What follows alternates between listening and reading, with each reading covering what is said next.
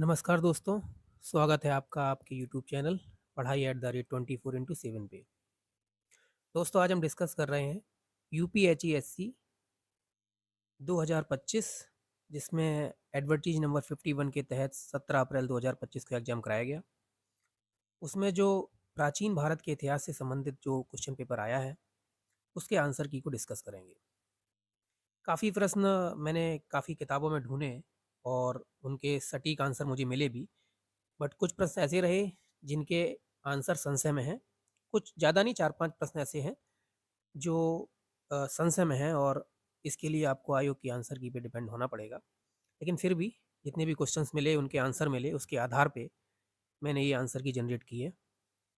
तो दोस्तों एक बार हम इन सारे क्वेश्चंस को देख लेते हैं। तो पहला प्रश्न है कि किस अभिलेख में अशोक स्वयं को शाक्त बुद्ध कहता है? तो अशोक ने ये बात कही है मास्की लघु शिलालेख में। और अगला प्रश्न है कि लोथल उत्खनन में बंदरगाह के साक्ष किस दिशा में प्राप्त हुए हैं? तो ये प्राप्त हुए थे पूर्वी दिशा में। अगला है कि निम्नलिखित में से किस हड़प्पी पुरास्थल से तांबे की बनी चिड़िया की मूर्ति प्राप्त हुई है? तो ये तांबे की बनी चिड़िया की मूर्ति लोथल से प्राप्त हुई थी। अगला है कि पैसरा के उत्खनन से संस्कृतियां प्राप्त हुई। अब कौन कौन सी संस्कृतियां थी? तो दोस्तों ये उच्च पुरापाषाणिक और मध्य पाषाणिक की तो मालूम पड़ती हैं, लेकिन कहीं कहीं एस्यूलियन संस्कृति की भी कुछ जानकारी यहाँ से प्राप्त हुई। तो ये एक डाउटफुल क्वेश्चन रहेगा, तो इसको आयोग की आंसर की पे हमें इस पर डिपेंड रहना पड़ेगा। अगला है कि ऐतिहासिक विकास की भारतीय परंपरा में निम्नलिखित में से किसका स्थान महत्वपूर्ण माना जाता है? तो भ्रव अंगिरस की परंपरा में परंपरा का महत्वपूर्ण स्थान है। अगला है कि गुप्त काल में हरी फसलों से लहलाते खेतों के समूह को क्या कहा जाता है? तो इसका आंसर तो दोस्तों मुझे कहीं मिला नहीं, लेकिन कुछ लोग बता रहे हैं कि इसका आंसर केदार सस्य है। तो इसके लिए हमें आयोग की आंसर की पे डिपेंड रहना पड़ेगा। अगला है कि सेन राजवंश के शासक बल्लाल सेन द्वारा रचित ग्रंथ कौन से थे? तो बल्लाल सेन ने कई सागर लिखे थे, कुछ 5 सागर लिखे थे, जिसमें दान सागर और अद्भुत सागर इसमें दिए गए हैं। तो इसका आंसर हो जाएगा 1 और 3। अगला है इतिहास केवल संकलाओं का घटनाओं का संकलन और खोज नहीं, अपितु उसमें निहित कार्य कारण प्रक्रिया की गवेषणा भी है। यह कथन किसका है? तो ये कथन कॉलिंगवुड का है। अगला है कि पुरास्थल दिए गए, उत्खननकर्ता दिए गए हैं। तो अगर आपको यही पता होगा, कोटदीजी फजल अहमद खान ने और बालाकोट को जीएफ डेल्स ने उत्खनन किया था इनका। तो इसका आंसर हो जाएगा 2413, यानी कोटदीजी का फजल अहमद खान, मांडा का जेपी जोशी और मधुबाला, बालाकोट का जीएफ डेल्स और रोजडी का ग्रेगरी पॉसेल। अगला प्रश्न की उबरी जिसने उपासिका के रूप में निब्बान प्राप्त किया था किस स्थान की निवासी थी? तो ये कौशल की निवासी थी और कौशल की राजधानी थी श्रीवस्ती। तो कौशल की राजधानी श्रावस्ती थी, तो ये श्रावस्ती की निवासी थी। अगला है कि निम्नलिखित में से कौन सा शस्त्र मौर्य काल से संबंधित नहीं है? दोस्तों इसका आंसर मुझे कहीं ढूंढने को नहीं मिला। कई किताबें मैंने खनियाली, लेकिन कहीं भी कुछ नहीं मिला। तो इसके लिए हमें आयोग की आंसर की पे डिपेंड रहना पड़ेगा। अगला है कि किस शासक को राम, केशव, अर्जुन और भीमसेन के तुल्य कहा गया है?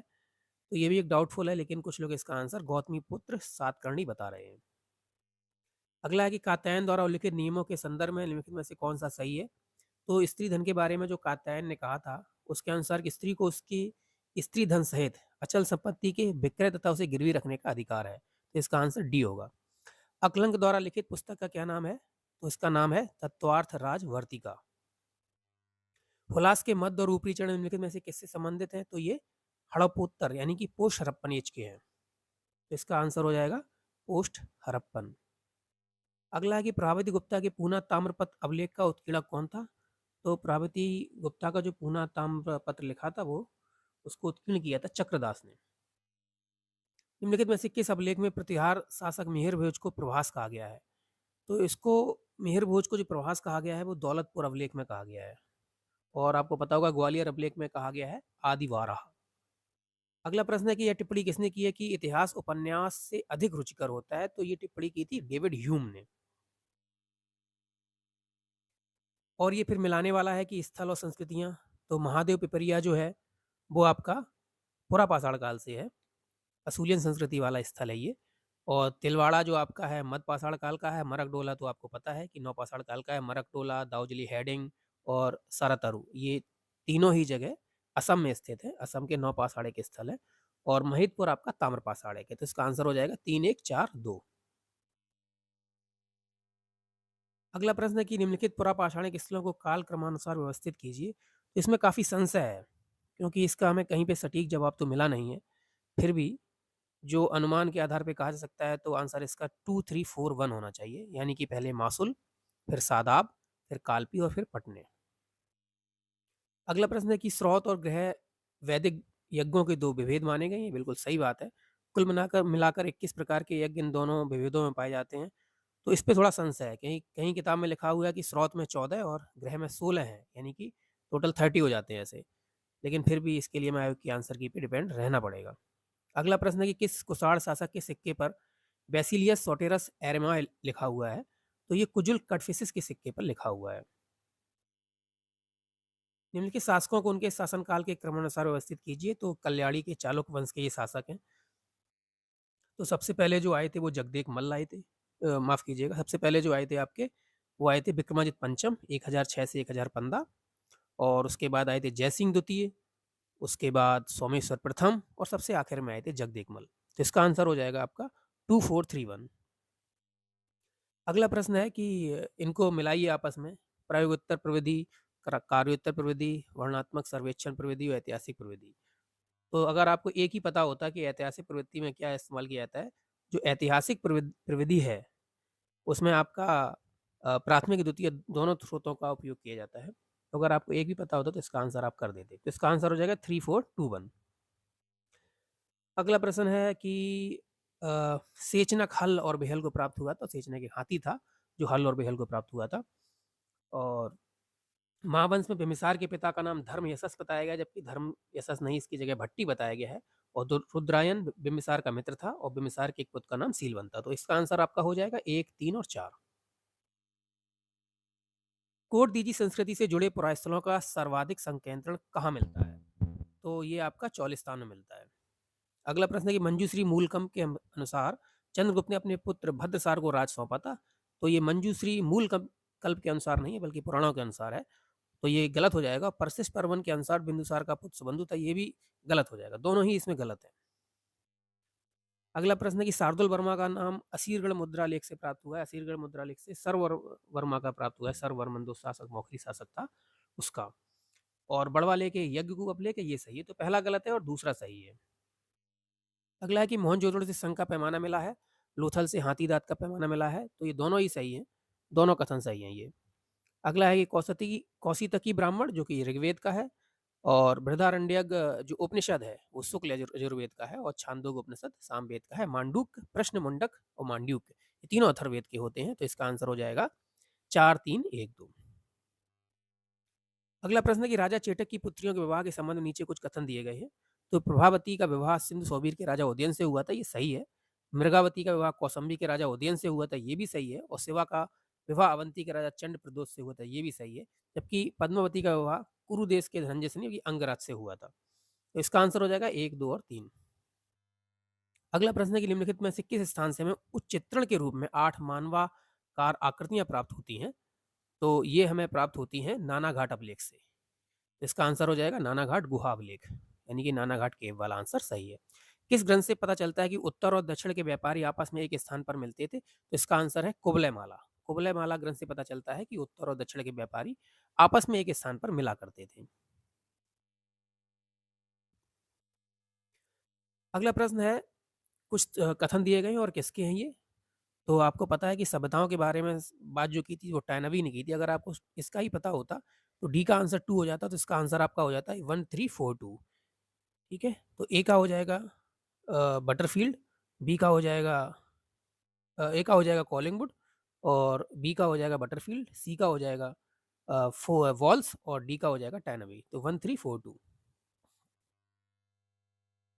ऋग्वेद का निम्नलिखित में से कौन सा मंडल विश्वामित्र के कुल के सूक्तों का संग्रह है? तो मंडल 3 है, जिसके मंडल 3 में विश्वामित्र के कुल के सूक्तों का संग्रह है।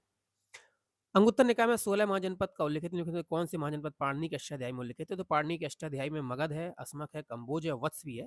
लेकिन ऑप्शन में वत्स नहीं है, लेकिन बाकी 3 है, मगध, अस्मक और कंबोज, जो कि ऑप्शन डी में है। चेदी के बारे में पाणिनि के अष्टाध्यायी में लिखा हुआ नहीं है। अगला प्रश्न है कि ऋक, यजु, साम जिनकी रक्षा करते हुए समाज कभी दुखी नहीं होता, ये भी सही कथन है। और चाणक्य ने वर्णाश्रम परंपरा की रक्षा का दायित्व राजा को सौंपा है, ये भी सही है। दोनों ही कथन सही हैं और आर ए की सही व्याख्या नहीं करता है, क्योंकि उससे उसका कोई संबंध नहीं है। दोनों ही अलग-अलग कथन हैं। इस प्रश्न का उत्तर हमें कई जगह देखने को नहीं मिला है, काफ़ी ढूँढा, लेकिन फिर भी कुछ लोग बता रहे हैं इसका आंसर अ, सबसे पहले बुकेफेला नगर की स्थापना हुई थी और उसके बाद निकेनोर की हत्या हुई, फिर फिलिप की हत्या, फिर संगल का युद्ध। फिर भी इसमें डाउट है तो आप प्लीज़ ये आयोग की आंसर की पे निर्भर करिएगा।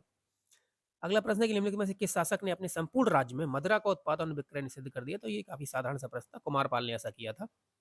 कालीबंगा की प्राक हड़प्पा संस्कृति का काल क्या है? तो प्राक हड़प्पा संस्कृति का काल तो 2500 ईसा पूर्व तक रहा है, 3500 से। लेकिन इसमें ऑप्शन में कुछ ऐसे ऑप्शन दिए गए हैं कि जो काफ़ी संशय क्रिएट करते हैं। तो फिर भी हम सबसे जो पिछला है, यानी कि बाद की चीज़ें हैं, जैसे 2400 ईसा पूर्व से 2200 ईसा पूर्व का कथन हमें ज़्यादा उत्तर के नज़दीक मालूम पड़ता है, क्योंकि ये 2500 से 1500, 2300 से 1800, 2200 से 1700, ये तो हड़प्पन पीरियड के दौर में चले जाते हैं। तो ये 2400 से 2200 पे हम जाना चाहेंगे। किसने ऐतिहासिक न्याय को मूल परक माना है? तो इसका आंसर ऑक्सफोर्ड हो जाएगा। ऑक्सफोर्ड ने ही इसके बारे में बोला था। और ये आपके प्राचीन तथ्यों के जो आयु निर्धारण की विधि है, उसके आधार पे इसका आंसर, अगर कार्बन 14 विधि का आपको पता होता तो आप उस सारी चीज़ों का अनुमान लगा लेते। इसका है कार्बन 14 जो विधि थी, वो विलियर्ड एफ लीवी ने इजाद की थी ये विधि। तो ए का चौथा, और उसके बाद पोटेशियम आर्गन जो विधि है, ए का चौथा हो जाएगा और डी का आपका दूसरा हो जाएगा। तो डी का दूसरा एक ही में है, विलियम एफ लीवी। तो इसका 4, 3, 1, 2 आंसर हो जाएगा। अशोक ने किसके लिए नेपाल में देवपत्तन नामक नगर बसाया था? इस क्वेश्चन का आंसर होते हुए भी मैंने गलत किया था। इसका आंसर था अपनी पुत्री के लिए इसने बनवाया था। इब्न खुर्दो ने क्षत्रियों के कितने वर्गों का उल्लेख किया है? इसने 2 वर्गों का उल्लेख किया था। टोटल उन्होंने समाज में 7 वर्ग माने थे, जैसा कि मैगसनीच ने कहा था, और क्षत्रियों के बाद 2 वर्ग बताए थे। अगला प्रश्न, the Oxford of history of India Smith ने लिखी थी। अगर आपको एक पता है तो बाकी सब भी पता आराम से हो जाते। The Oxford history of India लिखा था आपके स्मिथ ने, और हिस्ट्री ऑफ हिस्टोरिकल राइटिंग लिखी थी जे.डब्ल्यू. थॉमसन ने। प्रिंसिपल ऑफ लिटरेरी क्रिटिसिज्म लिखी थी रिचर्ड्स ने, और the economic interpretation of history लिखी थी एडविन रॉबर्ट ने। अगला प्रश्न है कि बनावली से मात देवी की 2 मरण मूर्तियां प्राप्त हुई, ये कथन सही है। मात देवी की मरण मूर्तियां भारत के सभी हड़प्पा स्थलों से प्राप्त हुई, ये गलत है, क्योंकि कई स्थलों से हड़प्पा की मात देवी की मरण मूर्तियां प्राप्त नहीं हुई हैं। तो इसका आंसर एक कथन एक सत्य है, परंतु दूसरा असत्य है। अगला है कि आहड़ संस्कृति के बारे में निम्नलिखित कथनों पर विचार कीजिए। ये आहड़वासी तांबा गलाना जानते हैं, सही है। ये लोग चावल से परिचित नहीं थे, गलत है। चावल से परिचित थे ये। माफ कीजिएगा, ये चावल से परिचित थे, और धातु का आकार आहड़वासियों की अर्थव्यवस्था का एक महत्वपूर्ण आधार था, ये भी कथन सही है।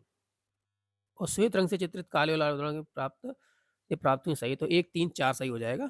यानी कि ये लोग चावल से परिचित नहीं थे, ये गलत है, चावल से परिचित थे।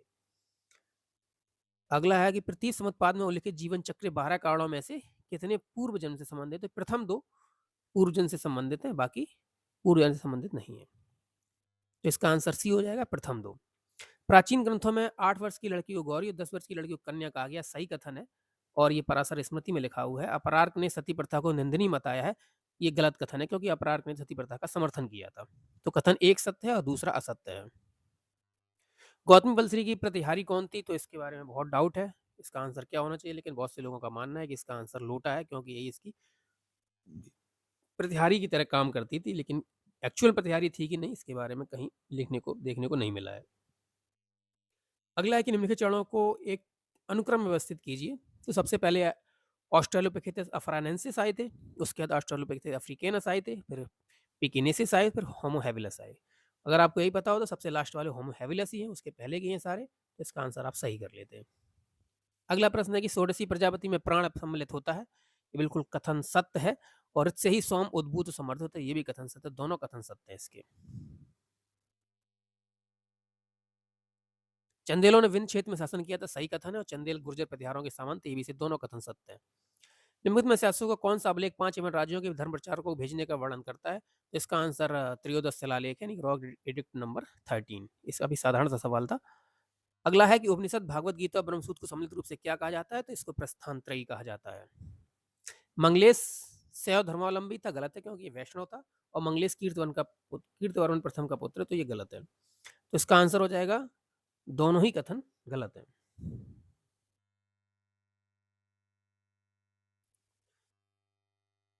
अगला प्रश्न है कि महावंश के अनुसार मगध के शासकों को उनकी शासनावधि से सुमेलित कीजिए। तो बिम्बिसार ने शासन किया था 52 वर्ष, अजातशत्रु ने 32 वर्ष। तो ए का चौथा, बी का पहला, सी का दूसरा और डी का तीसरा। तो इसका आंसर हो जाएगा ऑप्शन ए 4, 1, 2, 3। अगला है किस पुरा वनस्पति शास्त्री ने चौपनी मांडो और महदा के पराग अवशेषों का पराग विश्लेषण किया था? तो वो थे के एस सारस्वत। ऐतिहासिक प्रत्यक्षवाद का जनक किसे माना जाता है? तो ऐतिहासिक प्रत्यक्षवाद का जनक माना जाता है रांके को।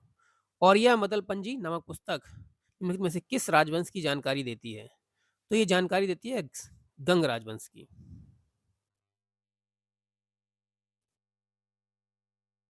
अगला है कि जो राजा दिए गए हैं और आधुनिक क्षेत्र उनके कौन से हैं? तो अच्युत थे आपके अहिछत्र यानी कि पांचाल के, पांचाल क्षेत्र के थे। और नागसेन थे आपके पद्मावती के, गणपति नाग थे आपके मथुरा के, और कोतकुलज थे दिल्ली और पूर्वी पंजाब के। इसमें से 3 शासक अच्युत, नागसेन और कोतकुलज, ये उत्तर भारत के वो शासक हैं जिन्हें समुद्रगुप्त ने पराजित किया था। तो इसका आंसर हो जाएगा 4, 3, 2, 1। सिद्धार्थ ने अनुवैना में तप करके शरीर को सुखा डाला था।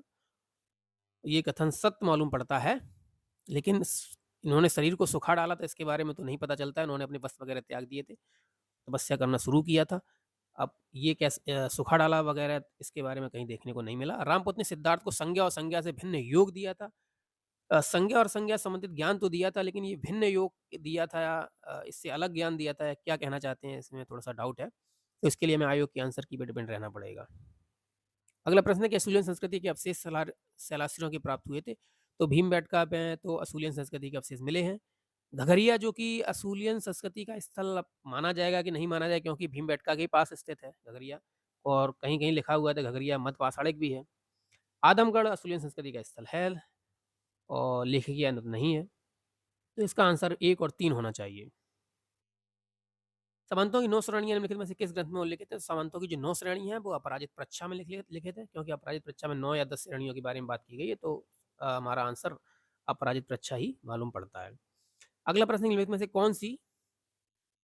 कौन सा सैन्य अधिकारी सीरिया के राजाओं द्वारा मौर्य काल में भारत में नहीं भेजा गया था? तो स्ट्रैबो कभी भारत आया ही नहीं था, तो भेजा कहाँ से जाता? इसका आंसर स्ट्रैबो होना चाहिए। अल्लादीनों में केवल 1% विशिष्ट काले और लाल हड़प्पी मृदभांड मिले हैं, ये आंसर सही है। भीलवाड़ा में नक्काशी कार्यशाला की पहचान की, दोनों ही कथन सही है। ये मंदिर के निम्नलिखित ऊर्ध्वाधर भागों के नीचे से ऊपर की ओर पहचान कीजिए। सबसे पहले नीचे अधिष्ठान रहता था, अधिष्ठान के ऊपर का भाग आपका जंगा कहलाता था, जंगा के ऊपर आपका आमलक होता, तो आमलक के ऊपर सबसे ऊपर कलश रखा जाता। तो 3, 1, 4, 2 इसका आंसर हो जाएगा। इनमें में से कौन सा एक स्थल भारत का सबसे बड़ा मध्य पाषाण कालीन स्थल है? तो ये बागौर है। ये काफी सिंपल सवाल था। और मेघुती जैन मंदिर, मेघुती का तो जैन मंदिर सबको पता ही है। हरियाणा का महत्वपूर्ण स्थल ये फतेहाबाद में था, मैंने गलत कर लिया था, इसमें कुरुक्षेत्र कर दिया था। तो दोस्तों ये जो 70 प्रश्न है, अगर आपके 70 प्रश्न में मेरे हिसाब से अगर आपके 35 से 40 के बीच में सही हो रहे हैं, और आपका जीएस का पेपर भी ठीक ठाक हुआ है, अगर उसमें आप 25 के आसपास ला रहे हैं, यानी कि आप 60 प्लस जा रहे हैं, तो आप अपनी तैयारी करते रहिएगा इंटरव्यू की। और कमेंट में ज़रूर बताइएगा कि आप जो क्वेश्चन यहाँ पे मैंने डिस्कस किए उसमें अगर कोई क्वेश्चन गलत है तो आप डिस्कस कीजिएगा। और मैंने ऑथेंटिक सोर्सों से जितने आंसर निकालने की कोशिश की है वो निकाले हैं, और जो नहीं मिले आपको बता दिया है कि इसके लिए आपको आयोग की आंसर की पे निर्भर रहना पड़ सकता है। तो आपके हिसाब से आपके कितने मार्क्स आ रहे हैं, तो कमेंट बॉक्स में ज़रूर बताइएगा, और कोई सजेशन है तो ज़रूर बताइएगा। Thanks for watching.